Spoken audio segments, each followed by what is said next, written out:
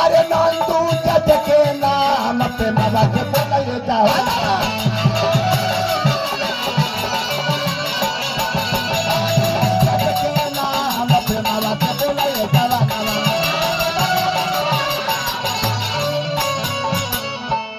अपना अपना माता पिता के नाम पर एक बार हम चाह भीख मांगे जानी